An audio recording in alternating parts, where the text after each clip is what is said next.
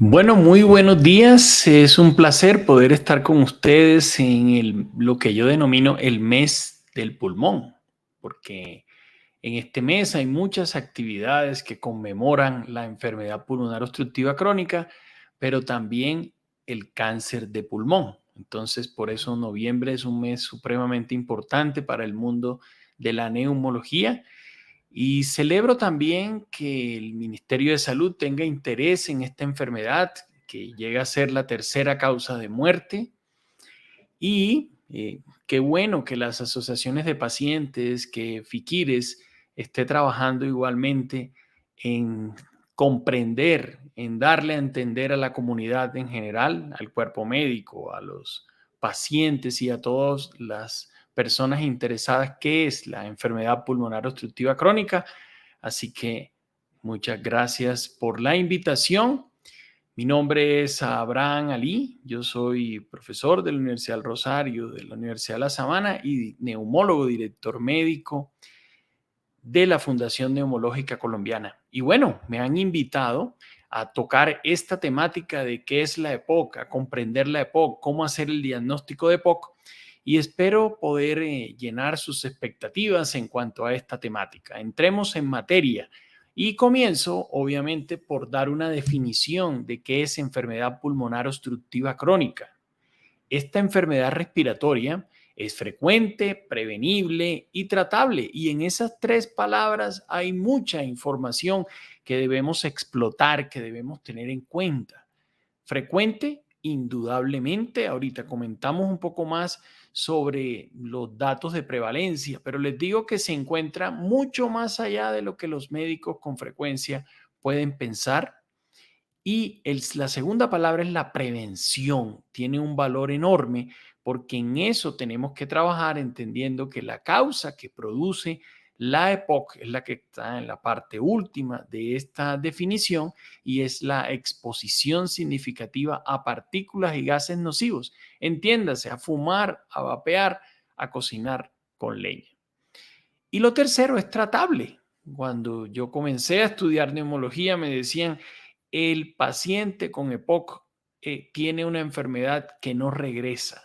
No hay forma de generar una real respuesta a estos pacientes y siempre van al deterioro. Pero resulta que hoy en día tenemos una enfermedad tratable con muchas posibilidades de abordar y un pronóstico mucho mejor de lo que tenía en el pasado. Y se caracteriza por síntomas respiratorios persistentes, tos, disnea y sibilancias, y fisiológicamente tiene una obstrucción al flujo aéreo. O sea, es una enfermedad obstructiva para sacar el aire, por eso el aire se encuentra atrapado dentro del pulmón, pero como está atrapado, cuando trata de entrar nuevo aire, no entra. Entonces es una enfermedad que el ahogo se relaciona con la dificultad para meter aire. Entonces, prosiguiendo en toda esta disquisición, quisiera darles una mirada al tema histórico que tiene la enfermedad. En 1959 a 1962 comenzaron a entrar los conceptos de bronquitis crónica y enfisema, que son los que le dan marco a la entidad. Son las dos manifestaciones clínicas grandes que tiene la EPOC. En 1965, tema importante, fue la primera vez que el doctor William Briscoe habló de EPOC en una conferencia sobre enfisema. Y ya en los años 70 ese fue un término que se consolidó. No sé si ustedes consideran que es un término nuevo, antiguo, esto es un tema relativo, pero en conclusión, 1965 fue el problema, la primera vez que se tocó como un problema y se dijo EPOC. Ahora, lo que sucede en los pacientes es lo que ustedes pueden ver aquí. Es un tema de una enfermedad inflamatoria. La inflamación la causa el hecho de fumar o cocinar con leña, como dije, y tiene dos manifestaciones patológicas. Una, inflamar el bronquiolo, que está más allá del bronquio. Y segundo, destruir el pulmón, y eso genera enfisema. Estas dos situaciones generan obstrucción pulmonar y por otro lado generan algo que se llama disminución del retroceso elástico. ¿Eso qué significa? El pulmón normalmente aumenta y disminuye con la inspiración y con la expiración. Pero como se destruye el parenquima pulmonar, el pulmón propiamente dicho, pierde la capacidad de retroceder. Eso se llama disminución del retroceso elástico y por tanto, lo que dije antes, el aire queda atrapado. Esa es la enfermedad. Si tratamos de responder la pregunta inicial, ¿qué es la EPOC? Podríamos decir que hasta aquí tenemos el 80% de la información. Pero quiero colocarlos en el contexto, tanto a médicos como pacientes, como personas administrativas, líderes, directores, todas las personas que necesiten conocer sobre la enfermedad pulmonar obstructiva crónica, que esta enfermedad tiene 4 puntos que son necesarios abordar. El primero es la obstrucción que ya les dije. Lo segundo es el ahogo, la disnea. Lo tercero son las crisis, las exacerbaciones, que son las que marcan el pronóstico de la enfermedad. Y lo cuarto es la limitación a la actividad física, que se mide por una caminata de 6 minutos. Estos 4 factores son los que determinan todas las clasificaciones, todos los abordajes, todos los análisis del mundo de la EPOC por todas las asociaciones. Ahora, les comento que existe una historia natural de la EPOC. Eso se habló desde el año 1977.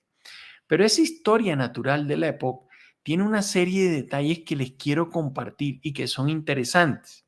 Para ello les digo que la forma precisa de diagnosticar la enfermedad hace parte de la definición, es la espirometría. Entonces, uno puede entender que en algún momento de la vida, entiéndase aquí en la parte vertical se encuentra la gravedad de la enfermedad, de que inicia hasta que la persona muere, y en la parte horizontal se encuentra la exposición, el tiempo en años que se ha estado expuesto al factor de riesgo que produce la EPOC. Pero como la definición es esto que está en rojo, que dice criterio definitorio, ese criterio definitorio se relaciona con un tema espirométrico, que es una prueba en la cual se evalúa la cantidad de aire que uno es capaz de botar en un flujo fuerte en el primer segundo de la botada sobre la cantidad total del aire que uno puede expulsar durante el examen. Esa relación, cuando está disminuida, es la definición de EPOC espirométrico. Pero resulta que uno tiene esa definición, pero después, en el curso de los años, ya vienen los síntomas.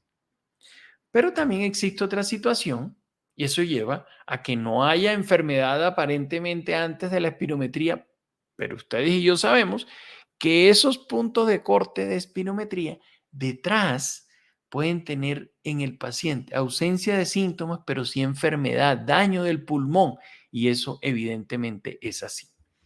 Pero el problema también está cuando las personas, los pacientes que han fumado, tienen tos, expectoración, pero no tienen obstrucción en el pulmón, entonces no cumplen la definición de POC. Miren que esto puede ser complejo porque estamos hablando de pacientes con muchos síntomas, en teoría, sin EPOC, pero realmente sabemos que solo es cuestión de tiempo para que lo desarrolle. Y miren la otra característica interesante que tiene la EPOC. Resulta que esto que ustedes ven en el dibujo son 4 pacientes con EPOC.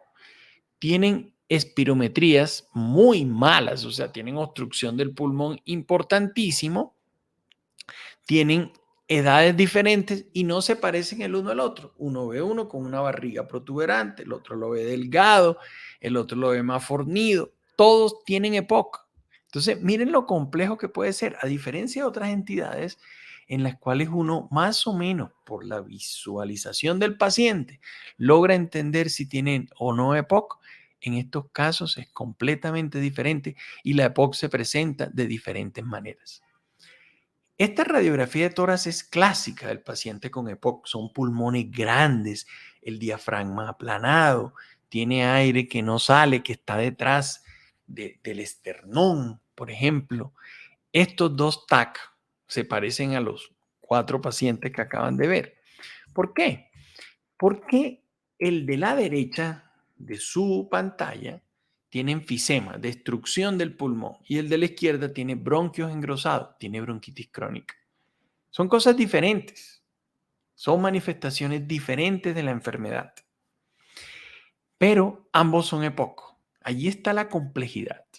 Ahora, recientemente, el domingo anterior, la semana anterior, fue liberado el concepto de las nuevas guías mundiales de GOLD, que es la iniciativa global para el diagnóstico de la EPOC. Y ahí hay unos indicadores clínicos para hacer el diagnóstico. Y el primero de ellos es representativo de la paciente que ustedes ven aquí. Es el ahogo, la disnea, progresiva en el curso del tiempo que empeora con el ejercicio y usualmente es persistente. El segundo aspecto a tener en cuenta son las sibilancias, los silbidos en el pecho, los roncos cuando el médico hace la auscultación, escucha ruidos anormales. Lo tercero es la tos crónica, que puede ser intermitente o puede ser no productiva, una tos absolutamente seca. Miren que van tres factores para el cual ustedes tienen que sospechar como paciente, como médico, como cualquiera de las situaciones en la que esté, que la persona que tiene al lado, ustedes mismos, tengan o puedan tener EPOC. Lo cuarto son las infecciones recurrentes de las vías aéreas. Aquí estamos viendo una neumonía, lo que aparece en rojo, este es un tema didáctico, para que se entienda que las infecciones de la vía aérea baja se relacionan directamente con la posibilidad de tener EPOC, porque el bronquio está inflamado y por consiguiente se predispone a ello. Y por último, son los factores de riesgo. Entonces, no solo es el cigarrillo, ahora es el vapeo, el cigarrillo electrónico, no el cigarrillo tradicional, sino el cigarrillo electrónico, que tanto daño le está haciendo a nuestra juventud. Y se considera que ayuda a dejar de fumar. Eso no es cierto, esos son datos puntuales de algunos pacientes, pero finalmente genera un daño enorme sobre la sociedad. Y aquí tienen cocinar con leña, que en nuestro país, en altiplano cundiboyacense, por ejemplo, hay un impacto importantísimo de esta patología que termina generando EPOC. Aquí, qué pena que la diapositiva está en inglés, pero es la publicación reciente de Gold que habla de las causas de tos crónica. Entonces, uno, como ya les dije, cuando llega el concepto de tos, debería en la mente de todo el mundo dispararse la posibilidad de tener EPOC. Pero la tos crónica tiene muchas causas: asma, cáncer pulmonar, de que ya hablamos, tuberculosis, bronquiectasia, falla cardíaca, enfermedades fibróticas, fibrosis quística, rinitis, goteo nasal, reflujo gastroesofágico o el hecho de recibir medicamentos. Por eso, la neumología tiene una complejidad que amerita una formación, un entrenamiento específico para lograr llegar al diagnóstico preciso de los pacientes. Eso es a lo que le tenemos que apuntar. Entonces, el EPOC está centrado en un punto en el cual aumenta la mortalidad, pero nuestra obligación es diferenciarlo de lo que ustedes están viendo aquí. Es necesario generar una diferencia clara con el asma. Hay que generar una diferencia con la falla cardíaca. Muchas de las enfermedades cardiovasculares pueden confundirse con las enfermedades pulmonares, o puede tener el paciente bronquiectasia que cada vez aparece en más cantidad, que son bronquios dilatados que se infectan. Pero también la tuberculosis sigue teniendo una prevalencia alta en nuestro país. Cerca de 12,000 personas tienen tuberculosis en este momento en Colombia. O la inflamación de los bronquios con infecciones virales, por ejemplo, en los pacientes trasplantados, puede hacer bronquiolitis obliterativa. Y todas ellas pueden generar confusión con la EPOC. No es fácil, pero la primera entidad que se debe venir a la mente de todos es EPOC. En Colombia, en el 2008, se determinó cuál era la prevalencia de EPOC, y la prevalencia de EPOC en Colombia en mayores de 40 años es esta: 8.9%. En México, 7.8%. Recuerden, mayor de 40 años. Venezuela, 12.1%. El más alto del continente que se ha evaluado es Uruguay, con 19.7%. Ahora, entender conceptos como estos también es supremamente valioso. El índice paquete año es el arma que nosotros tenemos en la neumología. Es el número de cigarrillos que se fuman en un día multiplicado por el número de años en que se fumó, dividido entre 20, porque la caja tiene 20. Pero el concepto es muy sencillo. Si yo me fumase 10 cigarrillos al día, 10 cigarrillos al día, eso es medio paquete. Y si esos 10 cigarrillos al día los fumo durante 10 años, entonces ese 10 se divide por la mitad y yo soy un fumador de 5 paquetes año. Ese es el dato que hay que entender. Si yo me fumo un paquete de cigarrillo al día durante 20 años, soy un fumador de 20 paquetes año. No que yo me fume 20 paquetes al día, no, me fumo un paquete al día por 20 años, se llama 20 paquetes año, y ese es el punto de corte del mayor riesgo para que las personas tengan EPOC. Ese riesgo también se relaciona con cáncer pulmonar. Hay diferencias, a veces se establecen puntos de corte de 30 paquetes año, pero en general 20 paquetes año es el dato que genera la preocupación mayor para para EPOC, para cáncer pulmonar. Y como ustedes se imaginarán, de la mano se traen las enfermedades cardiovasculares, que inmediatamente aumentan su prevalencia. Pero también existe la exposición pasiva a humo de tabaco. Y eso también genera EPOC. Todos los que vemos pacientes sabemos que muchos llegan a la consulta pidiendo, comentando que nunca han fumado pero tienen síntomas respiratorios. Entonces miren el dato que les muestro, hay una publicación del año 2015. Estar expuesto más de 20 horas a la semana aumenta en 1.18 la posibilidad de tener EPOC, 18% más de riesgo de tener EPOC. Existe esto se llama tabaquismo de segunda mano, pero existe un tabaquismo de tercera mano, que es dónde van a parar todos esos desechos que tienen nicotina, que tienen sustancias que le generan daño al pulmón, dónde van a caer después que han dejado de ser utilizados por los fumadores. Y se encuentra que en los ríos, en algunas zonas, sobre las zonas de pasto, pueden estar esas sustancias generándole daño a los pacientes por humo de tercera mano. Pero tenemos un problema enorme en nuestros países, en Colombia, y es el subdiagnóstico. El 80% de los pacientes con EPOC, 80-85%, andan por las calles asumiendo que es normal que con la edad uno se ahogue, que es normal tener síntomas respiratorios y que eso no es nada. Y tienen EPOC. Y el hecho de tener EPOC y no tratarlo genera importantes consecuencias para la salud. Ahí es lo ideal, es tener un diagnóstico temprano que pueda permitir intervenciones tempranas en los pacientes donde el pulmón no esté destruido de modo importante. Pero una razón práctica en la que podemos trabajar es en solicitar espirometrías y de buena calidad. No como dice acá, estudios de mala calidad es un problema que lleva al subdiagnóstico. Necesitamos buenas espirometrías, es un examen económico, no es difícil de hacer si se generan buenos entrenamientos, no necesitan grandes tecnologías, necesitan un equipo bueno, confiable, que haya un técnico preparado para lograr hacer el diagnóstico del paciente y eso nos permitiría salvar vidas. Por tanto, el mensaje de cierre que les dejo a todos ustedes es pedir espirometrías. Es importante. Con frecuencia uno ve que los pacientes con ahogo, con tos, con estos síntomas, les piden electrocardiograma, les piden radiografía de tórax, pero tiene que existir la conciencia del paciente, de los sistemas de salud, que tenemos que hacer más y mejores espirometrías. Eso es un tema necesario.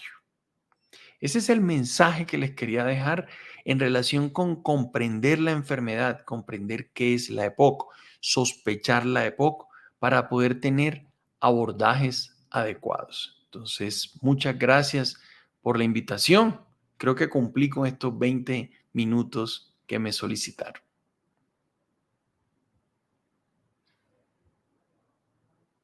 Ahora voy a contestar las preguntas eh, que me comentan que están de parte de las personas conectadas. Aquí me están enviando las preguntas. La primera de ellas es, ¿cuál consideran pueden ser los proyectos a desarrollar en el modelo de atención primaria en salud poblacional en la prevención, atención y tratamiento de la enfermedad pulmonar obstructiva crónica? Obviamente, esa pregunta es supremamente importante porque la base de toda la EPOC y en general de las enfermedades respiratorias está indudablemente en la atención primaria. Los neumólogos del país no vamos a tener la capacidad de atender a tanto paciente con enfermedades prevalentes. El 9% de los pacientes mayores de 40 años en este momento tendrían EPOC. Estamos haciendo en la Fundación Neumológica Colombiana un nuevo estudio, Prepocol 2, que va a evaluar la prevalencia de enfermedades respiratorias en Colombia nuevamente. Esperamos que en un año ya pueda estar la publicación. En este momento se está yendo a diferentes poblaciones a estudiar qué tanto EPOC hay comparado con el estudio del 2008. Entonces, la respuesta precisa es prevención en los jóvenes, prevención en los adolescentes, en el consumo de tabaco. Hay que generar una lucha frontal contra el vapeo y el cigarrillo electrónico que no va a traer ninguna consecuencia positiva sobre la sociedad. La lucha anti-tabaco es la clave. Y en nuestras sociedades rurales, generar cocinas con diseños que hagan o generen una menor exposición a la leña, al humo de la leña en cocina cerrada, que tengan una ventilación adecuada e idealmente un cambio de las cocinas. Pero hay tanto por hacer. Si no hay el recurso económico suficiente, se podría generar educación en cómo son las cocinas inadecuadas que generan mayor problema. Eso en atención primaria, logrando esos detalles que acabo de decir y que nuestros médicos sospechen la EPOC sería un logro enorme. A ver, miro otra pregunta que hayan enviado. ¿Qué aportes debe realizar desde su organización para la prevención de la patología? Pregunta. Bueno, como yo estoy trabajando como director médico en la Fundación Neumológica Colombiana, nuestro punto de aporte es precisamente la atención de pacientes con enfermedades complejas. Es entendible, como creo que lo sugerí antes, que los pacientes con EPOC deben ser evaluados en contextos globales de medicina familiar, medicina interna, medicina general, atención primaria. Pero muchísimos de los pacientes en la parte superior de la pirámide tienen tanta complejidad de la enfermedad que deben ser vistos por instituciones especializadas en neumología que tengan la tecnología y el conocimiento suficiente para poder atender estos pacientes.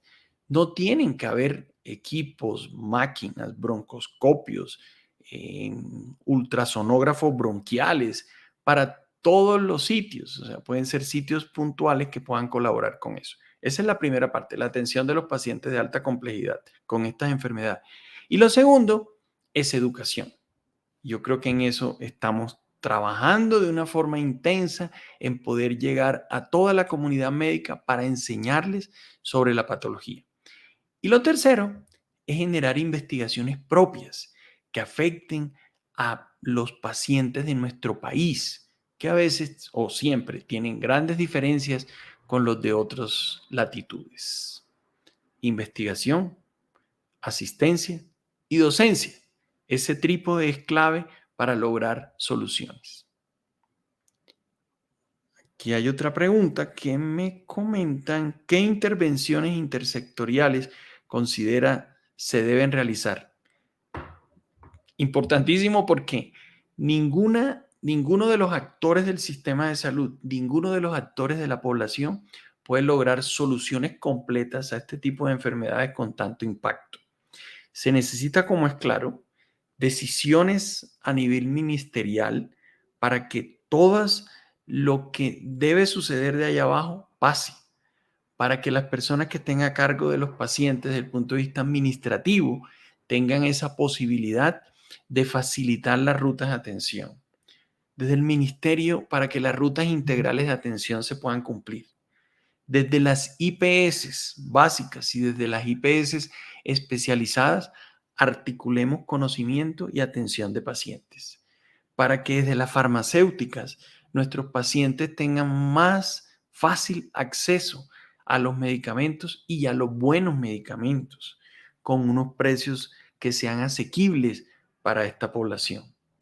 Y desde los sistemas que puedan generar inversión y apoyar investigaciones, puedan dar esos recursos económicos que permitan desarrollar esos procesos de mayor conocimiento.